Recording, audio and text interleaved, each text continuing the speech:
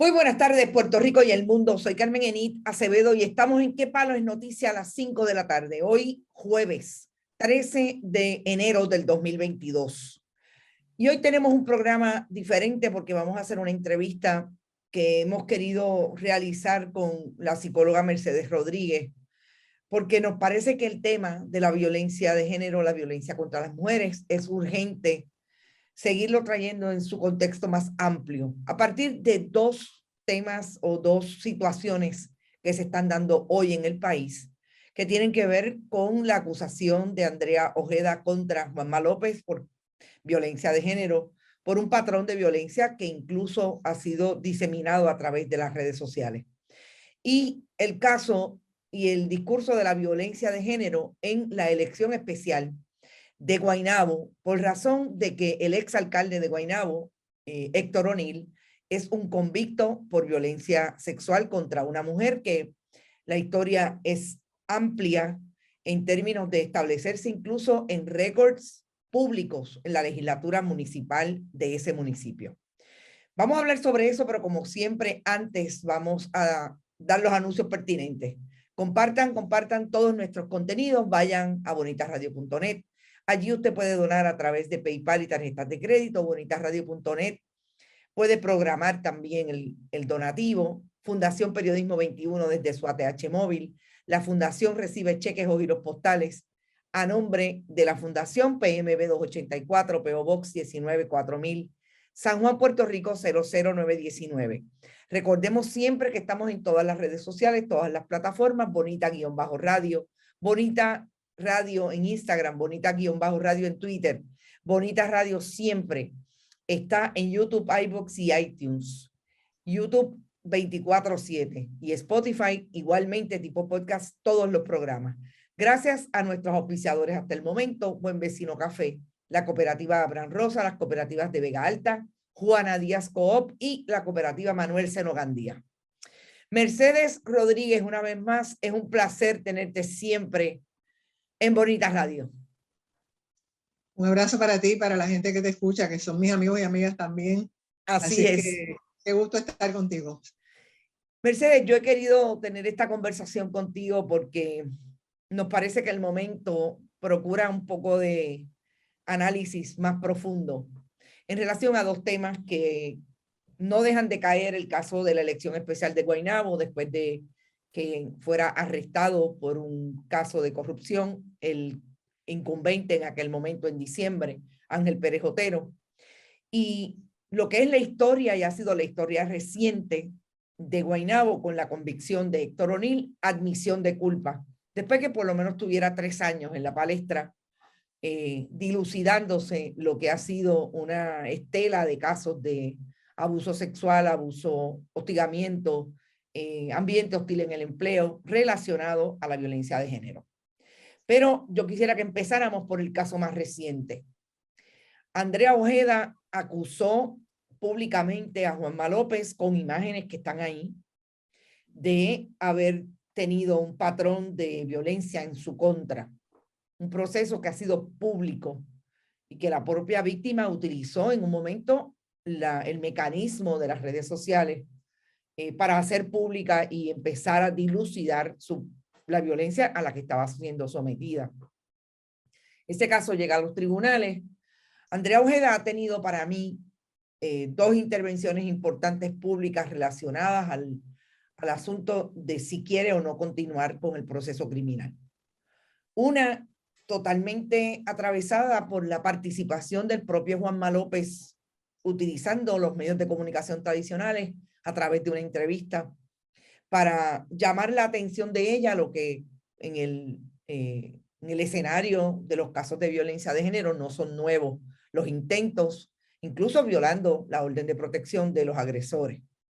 Y por otro lado, en este momento, ya cuando el caso está listo para juicio, hay una intervención en el tribunal y Andrea Ojeda dice claramente que no quiere proseguir porque siente más maltrato hoy de lo que había sido maltratada por el propio Juanma López, y ella hace toda un discurso amplio de qué es lo que le está ocurriendo para llegar a este estado de conciencia. Yo quisiera que empezáramos por ahí. Tú escuchaste, tú viste el video ante la jueza Ana Paulina Cruz Vélez. Incluso empecemos por el discurso de Andrea y lo que tú conoces y sabes como persona que atiende casos de violencia y víctimas de violencia, hasta llegar al discurso de la propia jueza. Mira, vimos ayer un poquito de todo, de todas las complejidades de los casos de violencia de género y de todas las complejidades de las víctimas también. La gente tiene unas expectativas de lo que es una víctima, y las víctimas somos mujeres diversas, Claro. simpáticas, antipáticas, jóvenes, viejas, pero las personas, incluso las personas del mismo sistema, tienen una mentalidad muchas veces que encajona a las víctimas dentro de un marco particular. Y eso es lo que pasó ayer. Yo te comentaba que me parecía que era algo pues inédito, algo muy, muy novel, escuchar a una juez decirle: aquí tenemos todo el tiempo del mundo para escucharla, para hacer justicia, con calma, ¿verdad? Pues, y darle esa oportunidad a la víctima de expresarse en ese momento. Aquí no ha empezado el juicio todavía, ¿verdad? Claro. Y ver a esa víctima decir en pocos minutos lo que han dicho muchas víctimas a través de la historia, las últimas décadas, ¿verdad? Yo llevo más de 40 años escuchando, acompañando, viendo historias y analizando situaciones que son públicas, y la gran mayoría de las situaciones de las víctimas no se hacen públicas tampoco, ¿verdad? Son muy pocas las víctimas de violencia de género que llegan al sistema, y no van al sistema por la sencilla razón de que el sistema tampoco las acoge.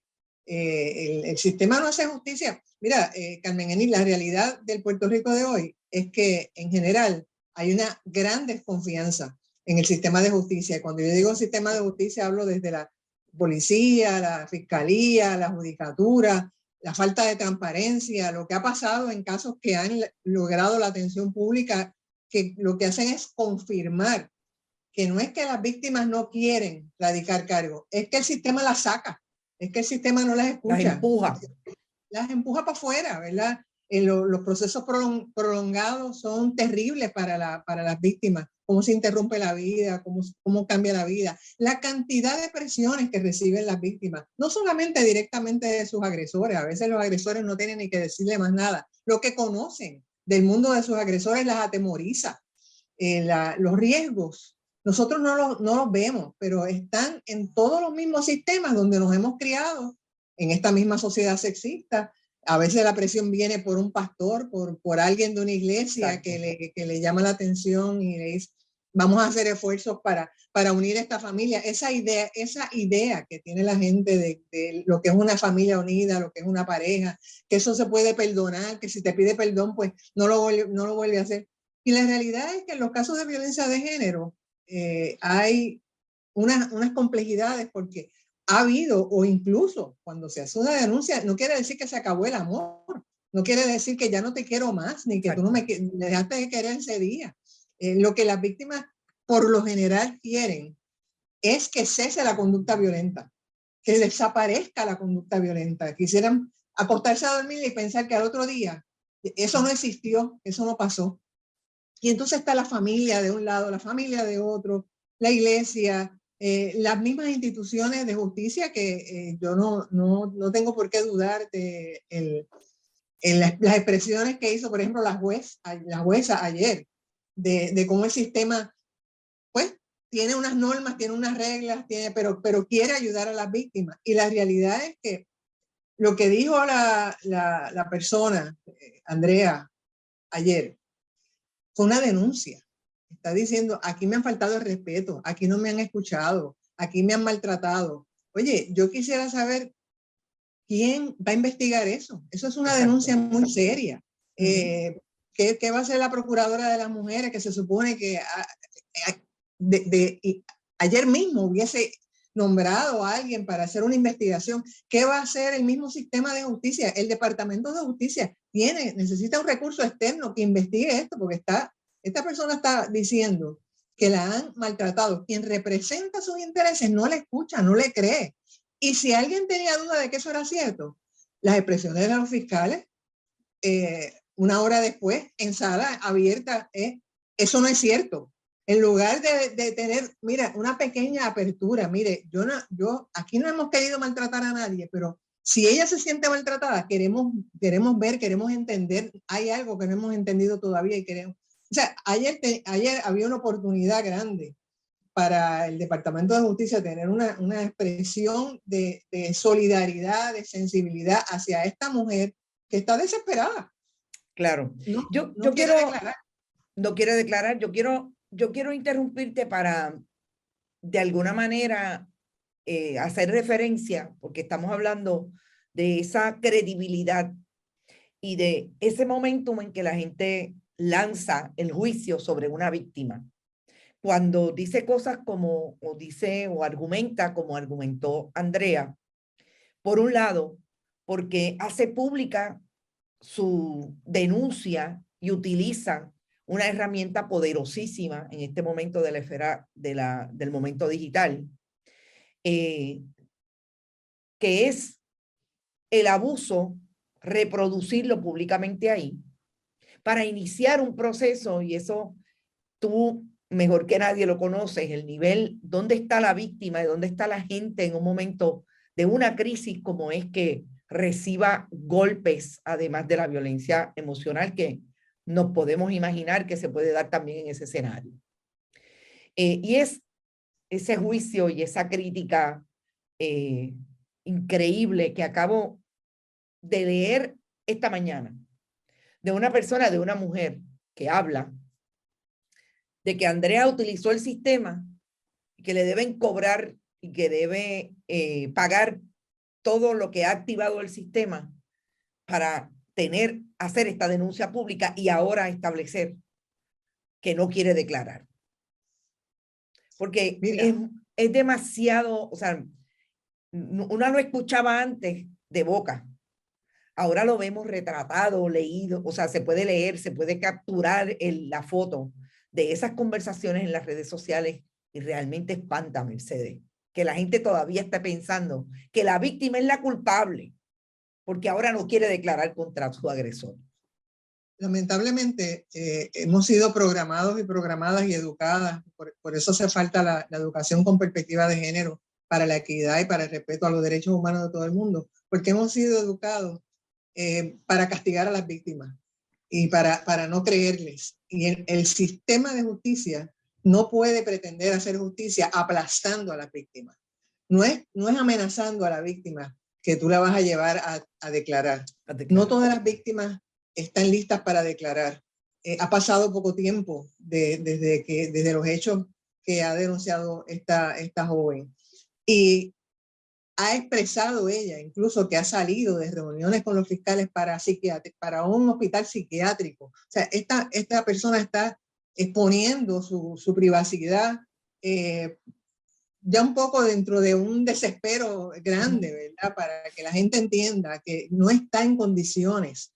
Y la realidad es que ningún fiscal debe someter a una víctima a la experiencia de declarar sabiendo que es un riesgo para su salud mental y su salud emocional.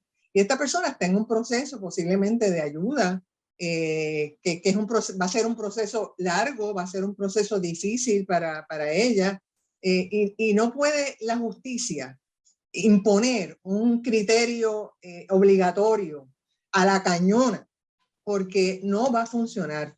La fiscalía necesita tener una testigo que sea, que se sienta respaldada por el sistema de justicia, no que tú la sientes ahí para humillarla, para atropellarla. Si ella se siente amenazada frente a la posibilidad de declarar, motivos tendrá. Yo sé que motivos tendrá de muchos lados. Lo que ella expresó de que en este momento ella se sentía más maltratada por la fiscalía y por el sistema que por el mismo agresor, naturalmente que es un reflejo de su estado emocional y de la manera en que ella aquilata los acercamientos del sistema de justicia a ella, ¿verdad? Ella no conocía eso, como la gran mayoría de las víctimas cuando hacen una denuncia no conocen a lo que se están enfrentando. El sistema de justicia ha sido hostil para las víctimas por mucho tiempo, todavía hoy. esas expresiones que hizo esta joven, yo las he escuchado de una madre después que termine el proceso de asesinato de su hija, aún en casos de asesinato, que uno diría, caramba, en esos casos la justicia se le debe hacer más fácil hacer justicia. Aún en esos casos, las madres, las hermanas, las personas que presencian esos procesos se sienten atropelladas, se sienten no atendidas por el Ministerio Fiscal. Y hay montones de ejemplos de situaciones donde las víctimas van esperando unos apoyos y encuentran otra cosa, encuentran quizás un sistema que a lo mejor está interesado, pero que en ese proceso de llevar esos casos se llevan por el medio las víctimas, no las atienden, no las escuchan, no conocen la dinámica con la que está pasando, ¿verdad? Yo escuchaba hoy temprano en la mañana la jefa de fiscales de esa región tratando de dar explicaciones y mostrando una sensibilidad diferente a la que vimos ayer, porque yo me quedé esperando de parte del fiscal del caso como tal, que fue el primero que respondió, me quedé esperando una respuesta más empática, más sensible, y no la escuché.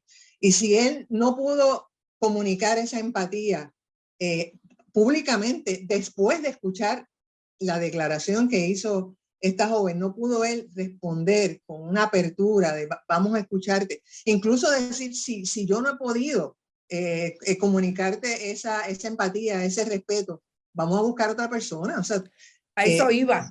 Sí, o sea, otra fiscal. Lo hemos visto. En muchas ocasiones hemos visto que hay fiscales que no pueden manejar un caso por lo que sea y le cambian el recurso. Es que esa es la administración de la justicia y se supone que el Departamento de Justicia haga eso para llegar al final de lo que debería ser la función principalísima del Ministerio Fiscal, Ministerio Público. Ir contra la persona que ellos entienden, tienen evidencia para demostrar que cometió un delito. Fíjate que lo estoy poniendo desde el punto de vista más amplio, porque de eso es lo que se trata.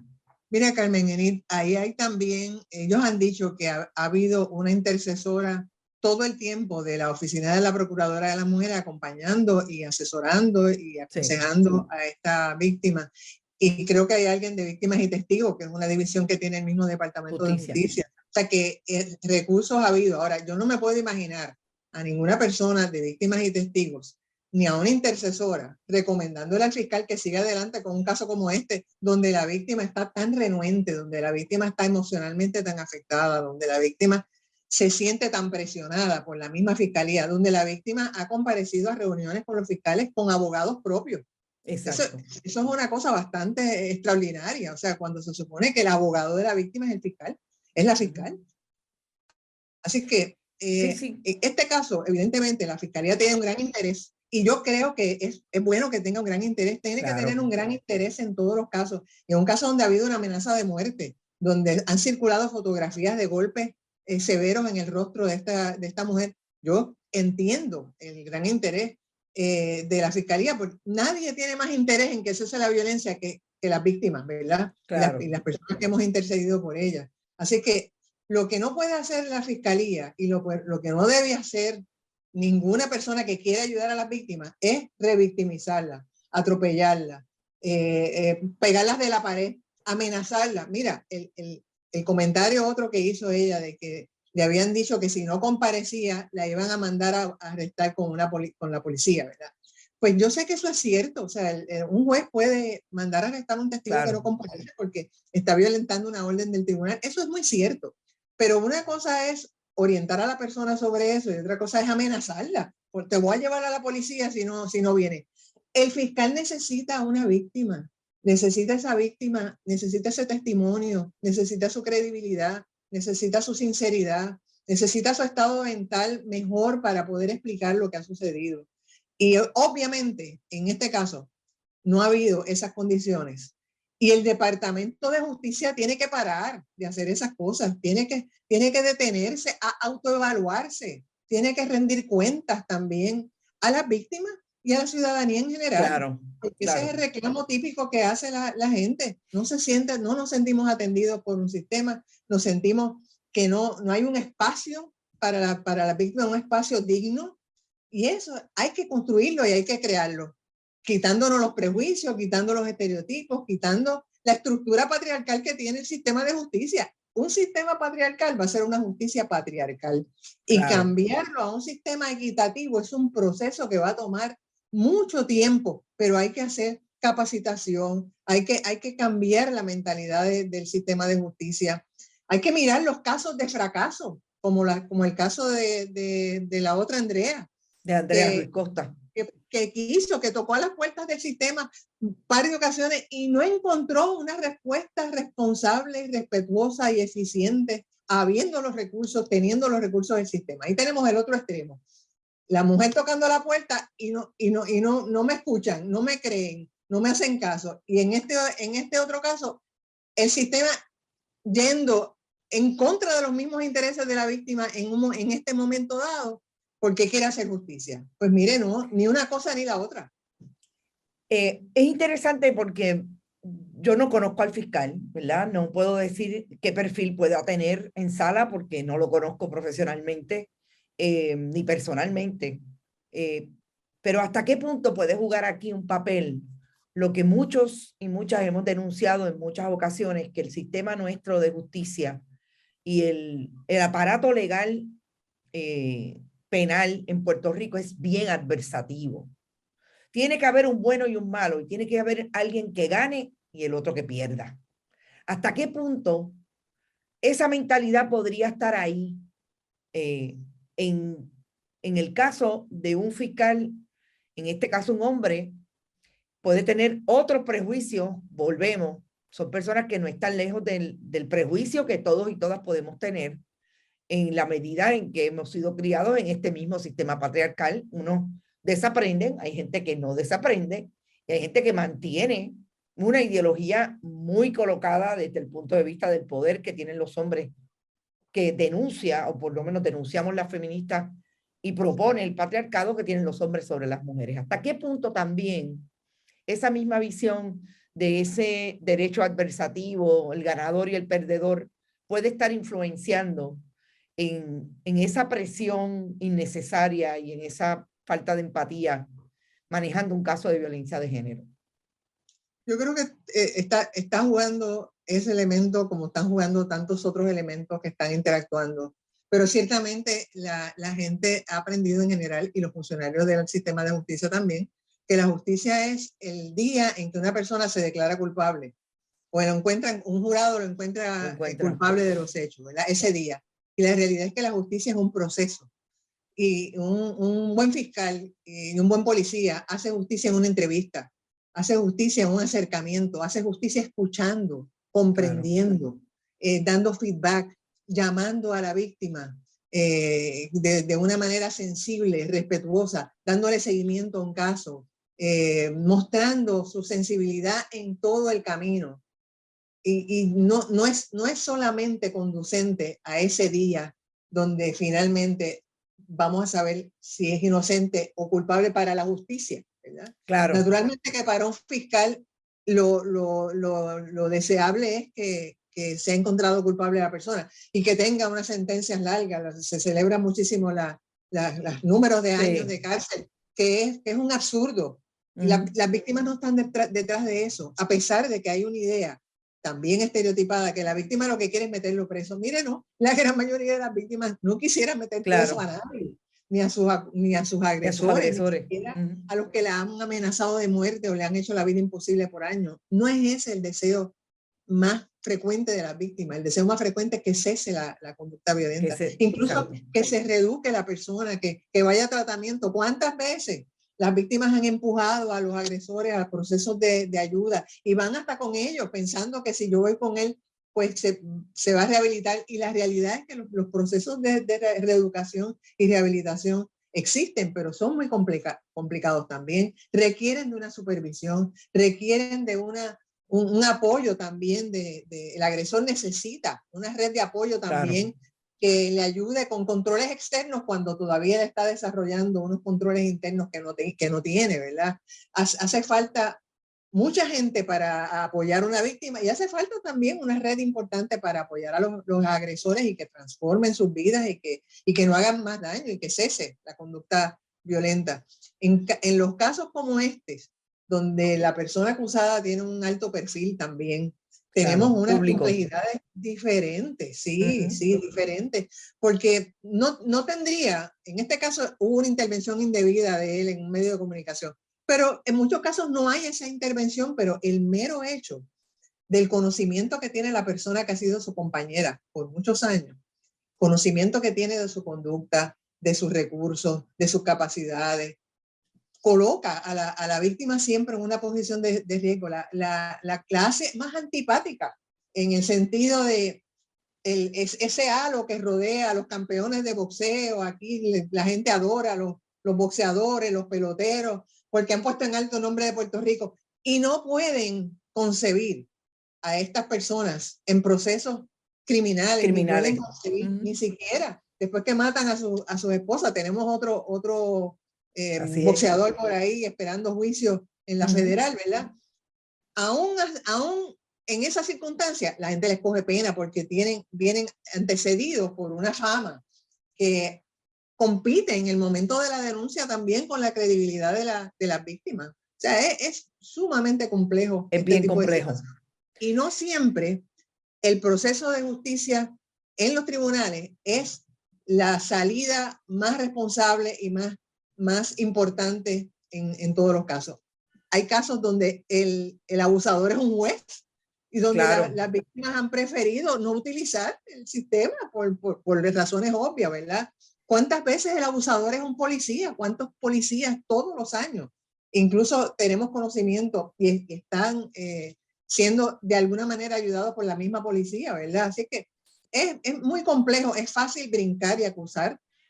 Cuando se aprobó la ley 54, tú recordarás que hubo fiscales que metieron presas a mujeres víctimas, porque las mujeres se retractaban y las obligaban a sentarse en la sala de testigos y las obligaban a mentir, ¿verdad? Prácticamente la situación era de una encerrona de tal naturaleza, y hubo mujeres que fueron a la cárcel de mujeres por no seguir con su caso. Eso es un mal uso de la justicia, es un mal uso del derecho. Ese es el machismo otra vez. Aún con una ley que protege a las víctimas, tú puedes atropellarlas, como parece que está pasando en este caso. Claro. Bueno, y el último tema que quiero tocar contigo es el discurso de la violencia, que está puesto en dos vías en el caso de la elección especial. Por obviamente la historicidad de Guaynabo y de su ex alcalde convicto por casos de violencia de género, y una historia también que no necesariamente llegó a los tribunales, pero que el país conoce porque incluso el periodismo ha investigado. De parte de ese alcalde y de las posiciones que asumía de ambiente hostil en el empleo con relación a las mujeres que trabajan y trabajaron en el municipio de Guaynabo. Y por otro lado, la violencia que se puede desatar de la misma intervención de la candidatura de Edward O'Neill, cuando es confrontado de alguna manera públicamente con el asunto de que su padre es un convicto por casos relacionados a la violencia contra las mujeres, y él las identifica, tanto él como el liderato del Partido No Progresista, incluido su secretario Carmelo Ríos, como asuntos personales. Yo creo que pienso que estaríamos hablando de lo mismo que estamos hablando en el caso de Andrea, con todos los prejuicios, pero yo quisiera un comentario puntual tuyo de ese liderato que todavía insiste en que los casos contra las mujeres y la violencia contra las mujeres son asuntos de la casa. Bueno, esa es una expresión machista también, ¿verdad? Y sexista. Y es una manera de tratar de desvincular la realidad de que se trata de un asunto de la mayor seriedad. Decir que es un asunto personal no solamente le quita la responsabilidad, la mitad de la responsabilidad a ese agresor convicto, sino que trata de zafarse él mismo en esta tradición que tenemos en Puerto Rico todavía de herencias políticas, ¿verdad? Donde los hijos y las hijas heredan dentro de la tradición política el poder. Y la realidad es que la violencia ejercida por el señor O'Neill, alcalde, cuando fue alcalde, fue una violencia que la generó desde la posición que ocupaba como alcalde, desde su función como alcalde. Fue violencia sexual en el trabajo. No solamente porque los hechos, muchos de los hechos ocurrieron en el escenario del trabajo. No podemos olvidar el espantoso declaración de que este señor hasta se masturbó encima de un escritorio, o sea, para ofender y para hacerle violencia a esa víctima o a una de sus víctimas. Lo tortuoso que fue para el proceso de espera hasta que se logra que él se declare culpable de unos poquitos de casos. Esto había empezado por más de una docena de acusaciones y se fue reduciendo porque este señor tiene poder. Y el poder está ahí todavía porque está su hijo corriendo para recuperar y para mantener las redes de poder que tiene en ese municipio. Y es una pena y es una vergüenza que el issue de la violencia de género no haya sido un issue central en la discusión del tema de los candidatos y las candidatas, ¿verdad? Así que lamentablemente confirmamos y se vuelve a confirmar la prevalencia de la violencia de género está ahí, está ahí no solamente en el candidato que está corriendo, uno de los hijos, el otro hijo también por el cual hubo que pagar una compensación, más de $4 millones. Y ese es el gasto más sencillo de contabilizar. No hay manera de contabilizar el daño que se ha hecho a las víctimas, a las que estuvieron y fueron al tribunal y a las que no fueron, que son un montón más, ¿verdad? Así es que nos falta mucho por caminar. Esto se resuelve con educación, esto se resuelve no solamente con educación con perspectiva de género desde las escuelas públicas y privadas, con educación en los trabajos, hay que capacitar en los trabajos, hay que hacer educación en los sistemas de justicia, hay que hacer educación en las alcaldías, que todavía siguen siendo bien patriarcales también en el manejo del poder, ¿verdad? Así es que nos queda un largo trecho. Hemos avanzado mucho porque no quiero dejar una nota pesimista de que todo está mal. Hay muchas personas dentro de los sistemas haciendo la diferencia, buscando hacerlo diferente, hacer justicia en equidad, respetar las voces de las mujeres, respetar la palabra de las mujeres, hacer los espacios donde las personas se quejan, espacios acogedores, no espacios donde te esperan con un martillo para si no haces lo que yo digo, castigarte, cobrarte, meterte presa. Esa no es la justicia que necesitan las víctimas. Mercedes, yo quisiera en ese sentido preguntarte también, porque escuché esta mañana, y de hecho lo utilizamos esta mañana en el programa, el video del debate que hubo ayer entre los que supuestamente son los tres que tienen posibilidades, además de Eduardo O'Neill, Dana Miró y Luis Pipe Abreu. Ninguno de los dos otros candidatos se atrevió a decirle convicto a Héctor O'Neill. Ninguno habló directamente de lo que nosotros hemos nombrado, porque es una cuestión de hechos, de la violencia contra las mujeres que ejerció Héctor O'Neill desde la poltrona municipal de Guaynabo. ¿Por qué tú crees que incluso alrededor de la gente que está haciendo crítica, porque ambos establecen que se malutilizó el dinero, etcétera, pero parecería que de lo otro no se puede hablar? ¿Por qué tú crees que no lo nombran? Yo creo que está presente. El innombrable por ellos está tan presente y hay tanto temor a que esa expresión le pueda quitar votos a alguien, porque obviamente hay un poder ahí enorme. Hay poder. Creo que la dinastía de los O'Neill está ahí, lamentablemente, y me temo que tiene más poder del que quisiéramos pensar. Y el señor O'Neill no ha dejado todavía no ha asumido responsabilidad por su conducta violenta, ni por los hechos violentos, ni siquiera por las situaciones que se hicieron admisión de culpa. Yo creo que esta persona se salió con la suya en muchos sentidos, aunque fue sacado del espacio de poder público obvio, mantiene unos vínculos. Y los demás candidatos no quieren tocar, ¿verdad? Es como caminar por encima de una docena de huevos, no quieren que se rompa nada, ¿verdad? No quieren perder nada porque reconocen que hay un poder ahí. Lamentablemente, ese cambio va a tardar un poquito más de lo que quisiéramos. Claro. Mercedes, yo te agradezco mucho que hayas tenido esta conversación. Sabes que aquí siempre estamos pendientes, muy pendientes a profundizar en estos temas. Y te invito a que más tarde podamos ampliar un poco más, sobre todo en todo lo que tiene que ver con esa manera en que el país juzga. Y el país, lo más interesante es que antes eran, yo digo que antes eran las llamadoras o los llamadores de la radio, ¿verdad? Donde tú escuchabas a la gente decir, y pues posiblemente esa grabación se eliminaba o no había manera de traquearla, como dicen en el mal castellano. Pero ahora se queda lo que tú dices en las redes sociales. Y este nivel de juzgar, o sea, no estamos a 24 horas de que Andrea Ojeda dijo lo que dijo ante un tribunal. Y ya hay gente literalmente matándola en las redes.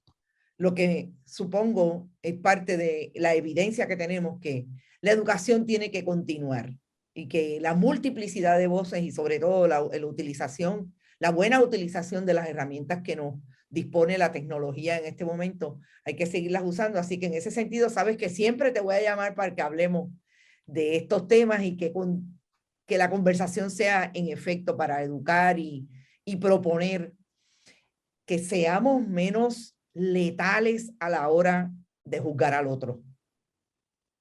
Difícil lo que estás Difícil. pidiendo, pero hay que aspirar a eso, porque ahí también hay una base de respeto importante. Claro, Las redes han sido una fuente valiosa para muchas claro, víctimas que han encontrado puertas cerradas en donde deberían estar encontrando puertas abiertas. Pero naturalmente que es un arma de doble filo, ¿verdad? Porque te expones totalmente, te abres totalmente. Pero ha habido conversaciones en las redes importantísimas que han generado discusiones muy buenas que han permitido adelantar situaciones y han permitido también hacer denuncias de situaciones de violencia. Así que hay que balancear la cosa. Y yo le pido a la gente también que busquemos un espacio común de conversación. Y en ese claro. sentido me encantan tus programas porque permiten esa conversación sobre los temas importantes que nos afectan hoy, que nos vienen afectando hace décadas y que tenemos que buscar juntos y juntas y juntos una salida responsable, una Claro. respuesta equitativa, respetuosa, donde quepan toda la vida, todos los seres humanos, donde quepan, en este caso, todas las víctimas y sobrevivientes con todas nuestras diversidades, ¿verdad? Claro. Así que, y todos somos víctimas y sobrevivientes en distintas circunstancias de vida, así que pongámonos en el lugar de las otras personas y demos un pasito hacia adelante, hacia la equidad y hacia la justicia desde nuestros espacios cotidianos. Esa es la primera justicia que tendríamos que aspirar, es la que hay que trabajar en la convivencia cotidiana y ahí hay mucho que hacer también. Mil gracias como siempre. Yo me despido de ti y me despido de nuestro público. Recuerden que a las 5 de la tarde hoy hemos hecho este programa que nos parecía urgente y nuestro compromiso siempre va a estar con la equidad, el respeto a la diversidad y sobre todo la conversación permanente de lo que son nuestros grandes problemas y nuestros grandes retos, porque hay muchas cosas que hemos logrado, pero todavía nos falta mucho por caminar con relación a el tema urgente de la violencia contra las mujeres en nuestro país. Nosotros nos fuimos, recuerden que mañana en Noticias con Café estamos a las 8 de la mañana, que siempre pueden ir a bonitasradio.net, Fundación Periodismo 21 en su ATH móvil, y siempre estamos auspiciados por Buen Vecino Café, la cooperativa Abraham Rosa, la cooperativa de Vega Alta, Juana Díaz Coop y la cooperativa Manuel Seno Gandía. Éxito, nos vemos mañana a las 8.